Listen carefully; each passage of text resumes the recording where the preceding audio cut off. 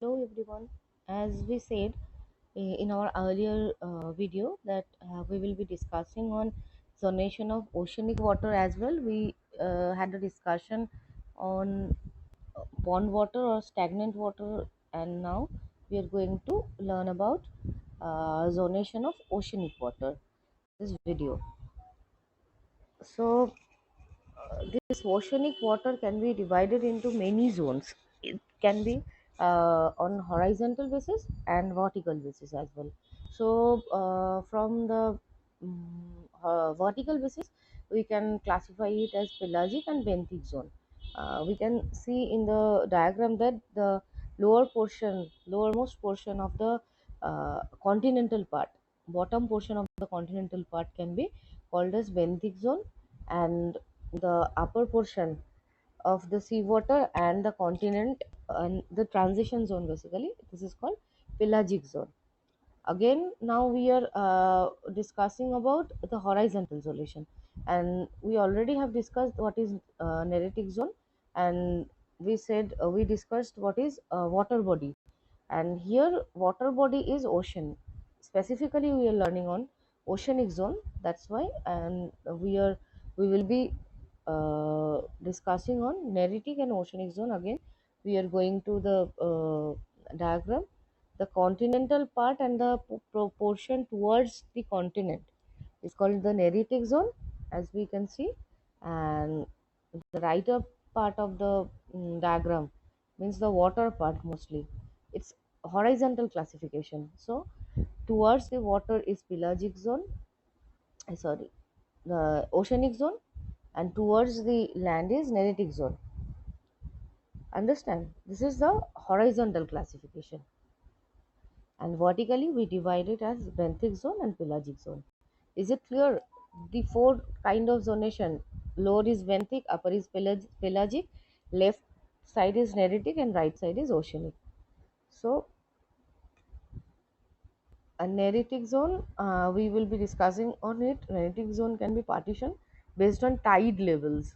Tide levels means high tide and low tide.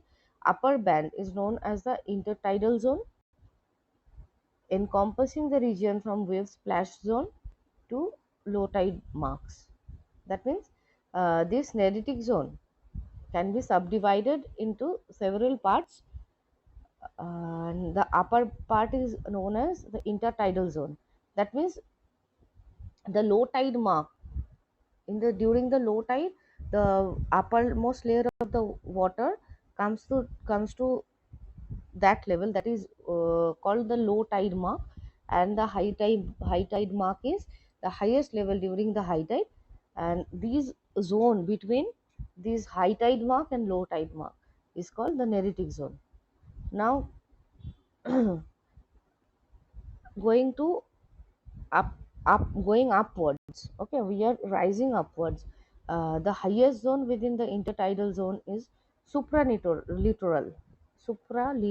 zone. So the highest zone is known as supralittoral zone, and is the area above the high tide mark that receives only wave splash and seawater mist. That means wave splash and seawater mist, not the water as it is.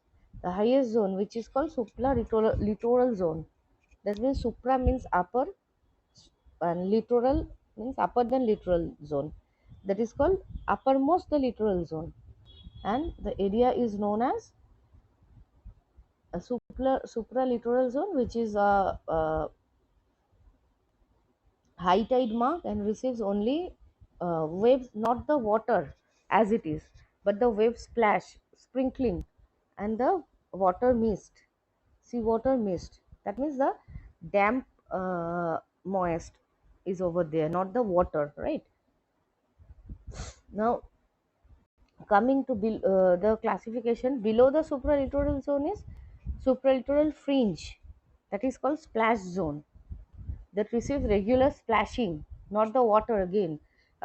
If we imagine seaside, we can understand that how the wave splashes, and the only there are certain regions that receives only the splashes, not the water. That is called the supralittoral fringe or splash zone. The next zone is mid-littoral zone. Majority of the intertidal zone receives periodic exposure and submersion by tides. So this is the mid-littoral zone. This is the zone between the high tide line and the low tide line.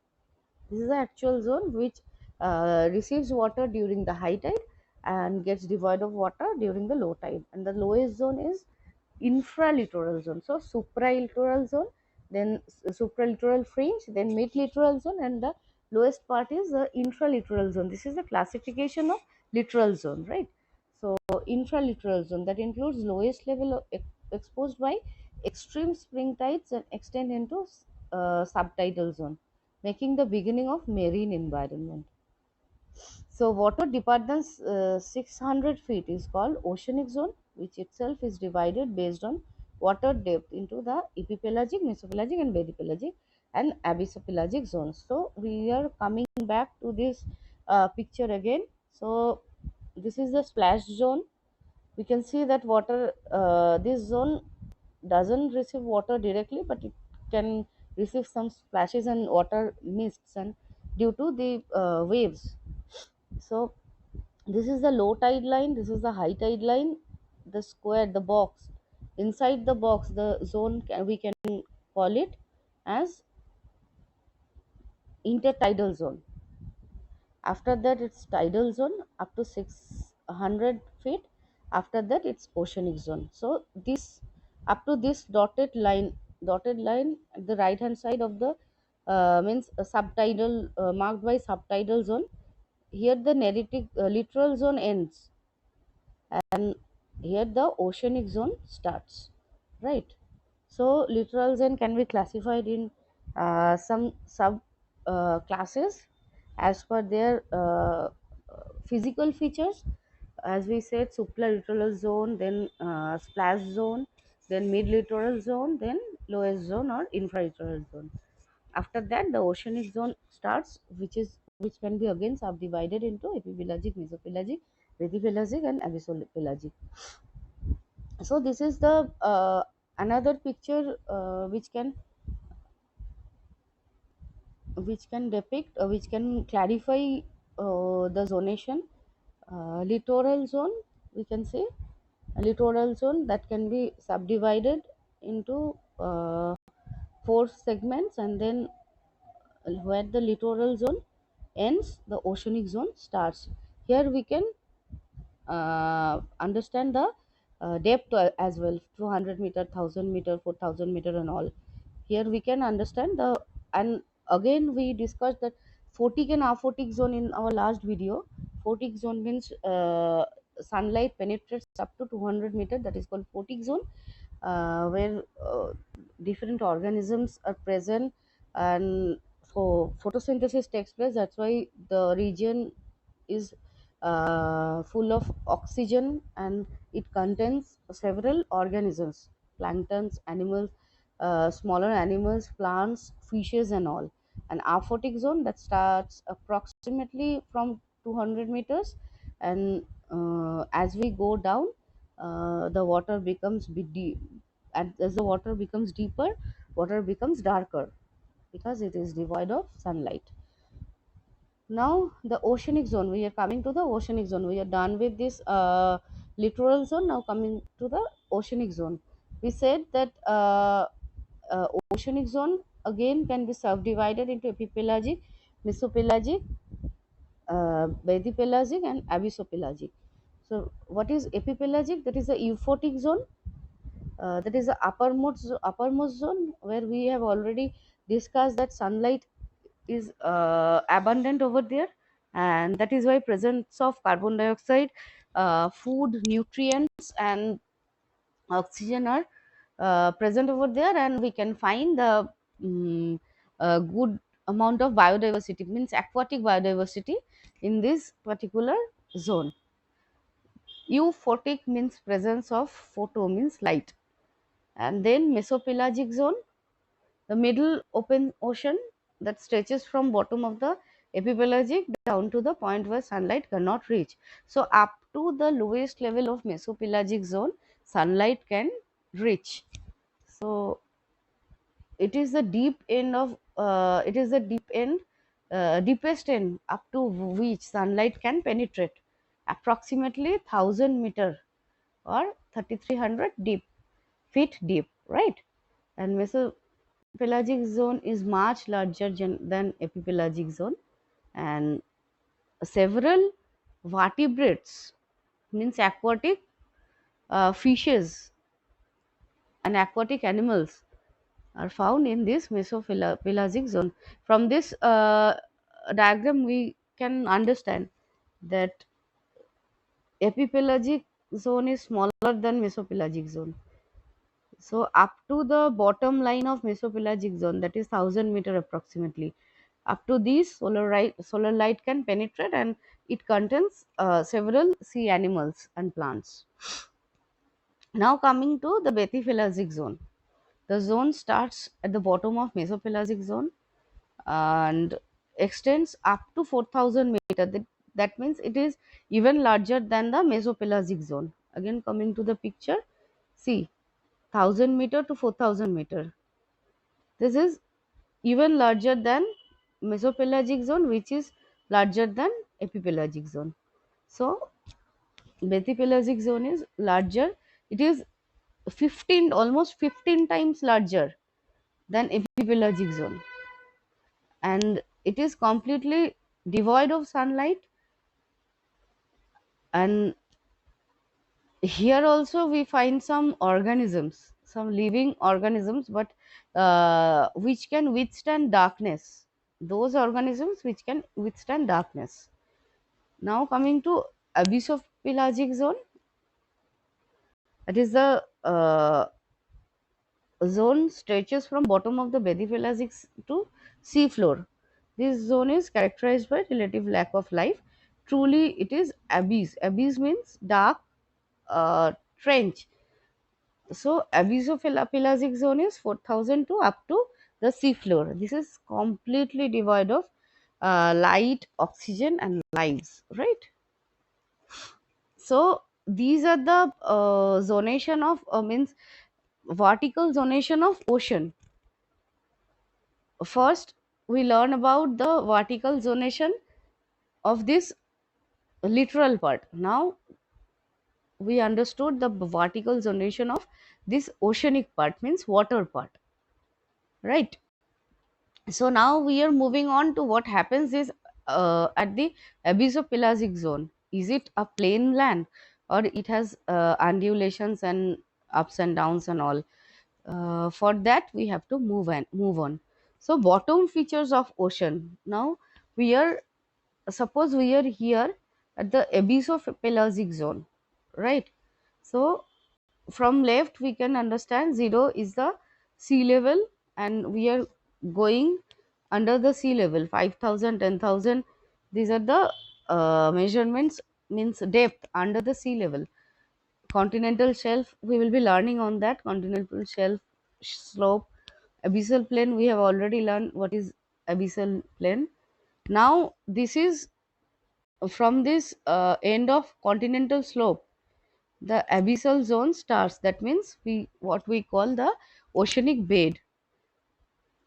We generally, we may have a imagination that the bottom of the sea, or the means oceanic floor must be a plain land, but it is not. This figure shows this all. So this abyssal plain is not the lowest part of the, means the deepest part of the earth's surface. This abyssal plain also might have some abyssal hill, some sea mounds, some oceanic trench up to 35,000 feet. Up to 35,000 feet, oceanic trench can expand. Again, it can rise over the uh, sea level. That is called volcanic island. There are several islands as well, which can be formed from the bottom of this ocean. So these are the landforms that are found under the sea, under the ocean, oceanic bed.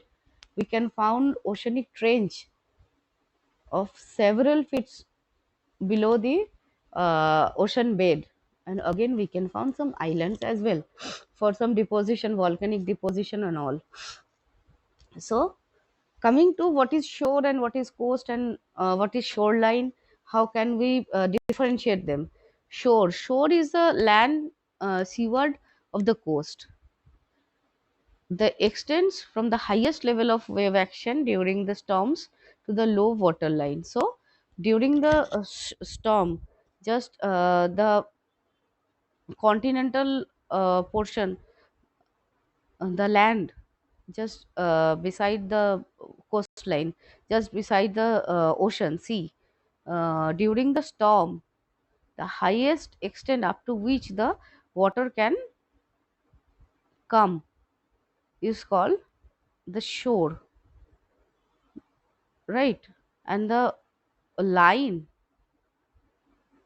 the highest up to the highest which level, up to the highest level up to which the water can means water can come up during the storms and means uh, during any atmospheric disturbance, this can be called as shore, right? The strip of land bordering any volume of water that is alternatively exposed or covered by tides and waves is called shoreline. Shoreline is the intersection of water surface with the shore. So shoreline is a transition line between the dry land and the water, means the wet watery land under the uh, at the sea coast, basically. And coast, what is coast? Coast is the landward limit of shore, inland as far as the features that seem to be related to marine process found. So coast is different from shore. The shore is the space up to where the water can come in extreme weather events, like any tsunami, any cyclone, super cyclone, or something like that.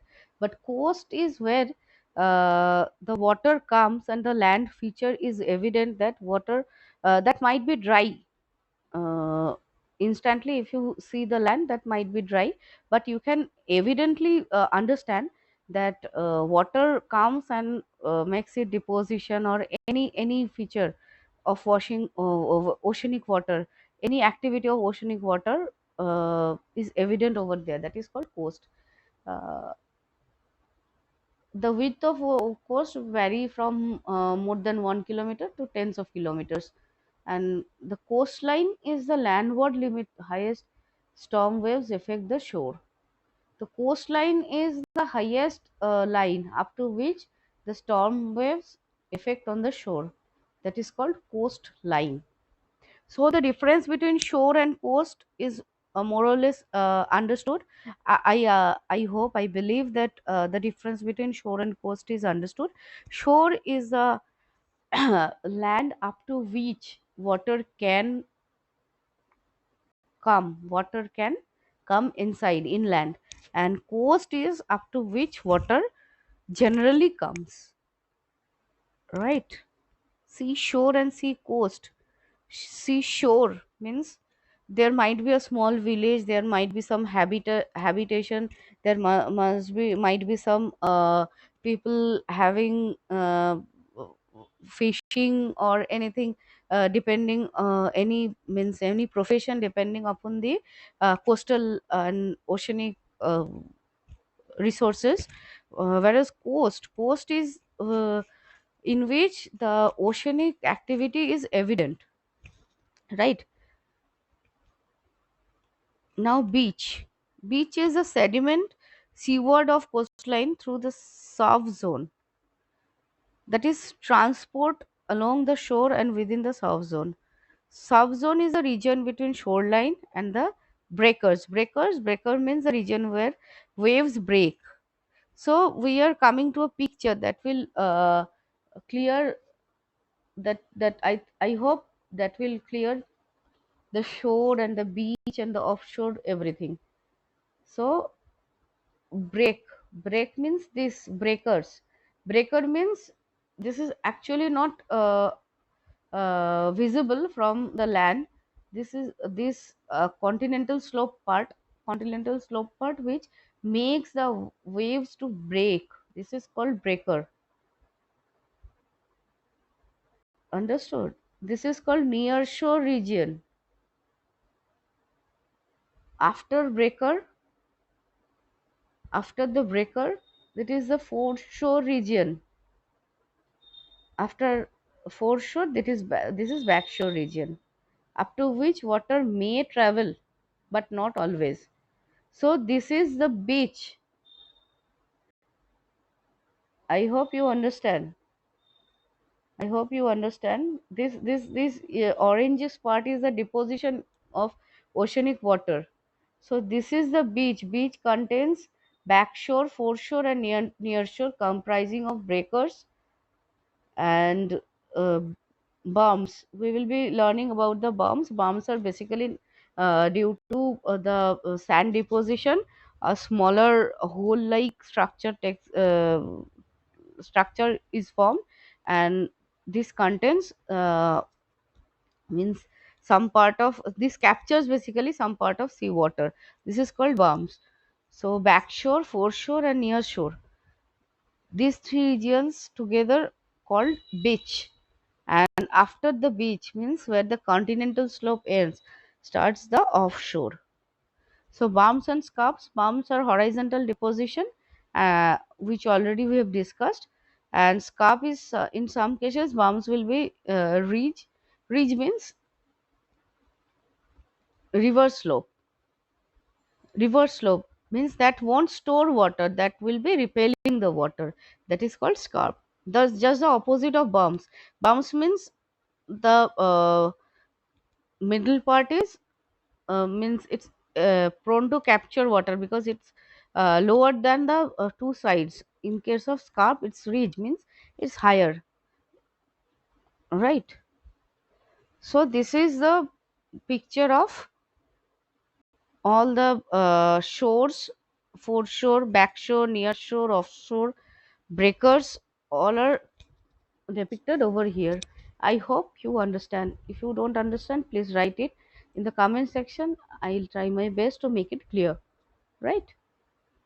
Now coming to the region which we can see from the sea beach, and which we are not able to see, but they are the part of the continents, and they are reason for the wave patterns, for the landforms. So continent, the transition zone between the continent and the ocean. Continent and ocean. The continental part consists of first continental shelf life zone extending from shore to a point which mark increase in slopes. The continental shelf constitutes 5% of Earth's surface and about 8% of the total sea area. So continental shelf is the continental part which is submerged under the oceanic water, but it is not uh, it is almost like parallel, horizontal, with a small slope, with a means with a lesser slopes. Now slope, continental slope, it is a steeper slope. It is basically continental break, a steep sharp fall. We can see in the picture the slope portion, there is a sharp fall of continental region. That is that this slope can be 1 to 25-degree, up to 25-degree it can be in steeper. So here is a statement: slope in Pacific is more than that of in Atlantic. Now continental rise. Continental rise is basically the this is also a slope that rises from the oceanic floor to the continental slope. And here some landforms have been mentioned, that submarine canyons and fan. These are basically for the due to these forms are formed due to the erosion and depositional work of oceanic surface, and this is basically the transition between ocean and continent. So canyons are erosional features.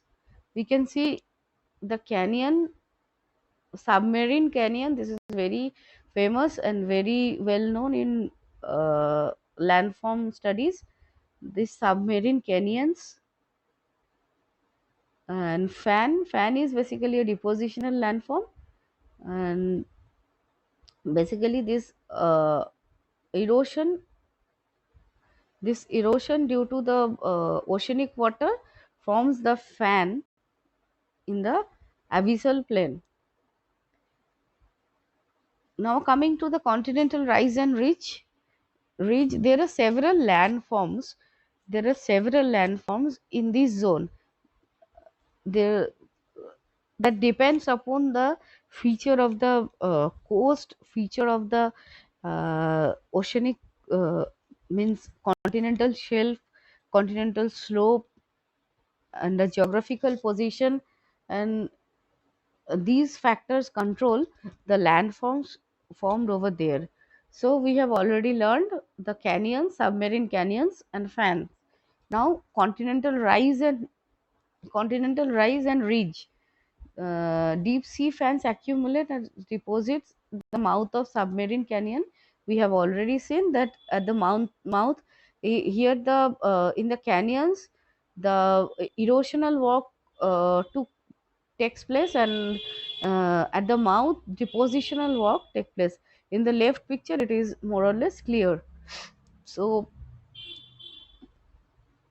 a major factor in shaping the continental rise is strong western boundary under current. This is case specific statement, that a major factor in shaping the continental rise is strong western boundary under current. Western boundary under current, WBUC, or slope current that flows towards the equator, and the strong WUC picks up the volcanic debris and sediments from the turbidity flows and forms deposits above the sea floor, ocean floor. So this rate of deposition increases. This forms ridges on the oceanic bed. This forms means erosion after the deposition. Larger the deposition, it forms ridges, and these ridges are ridges sometimes form the we already learned that this volcanic island like structures, right? Okay. Now this is the diagram of what we just read. Continental shelf, this is the coast. From left side we are coming to right, coast, then continental shelf, continental slope, rise, and ocean. Now coming to deep ocean basin, we were discussing about the abyssal plain. Abyssal plain is the deepest, the oceanic bed, right? So abyssal plain are all occasionally interacted by volcanic peak. We have already discussed. Peaks are called sea mounts. We have seen the picture of sea mounts, which can extend up to above 1 kilometer of the sea floor. And trenches, sometimes continental slope descends into long, narrow, and steep, known as trenches. We have already learned about trenches as well. It is the deepest means deepest hole under the oceanic bed. Okay, Mariana Trench. This is an example that Mariana Trench is 11,034 meter trench. Uh, that means it is minus 11,034 meter, means it's under the sea level, the depth is 11,034 meter. And plateau, that is means extensively raised area of the deep sea floor. So sea floor is not plain. Again we are mentioning the point that sea floor, we imagine that sea floor is always a plane, but it is not plane. It consists of several, uh, it might be mountain, it might be plateaus, or it might be trenches as well. Now coming to sill. Sill means submarine region. In submarine region there are some ridges which divides two water bodies, two adjacent oceanic water, a sea floor barrier. As per IHO 2008, a seafloor barrier of relatively shallow depth restricting water movement between basins. So, every basin has a sill over which fluid would escape if the basin were filled to overflowing. So, Gibraltar Sill is famous. This is Mediterranean water, rightward, and leftward is Atlantic water. And these two sea water do not mix due to the presence of this ridge called Gibraltar Sill, right? Sometimes it can be overflowing. So these are the some features we have already discussed, that seamount, volcanic island, erosion, and guyot. These are the these are the landforms in the sea floor, oceanic floor, we have already discussed. If you face any problem, if you think anything is not clear, please get back to me. Please write on the comment section, and I'll be definitely come back to you and discuss. That's all for now. Thank you.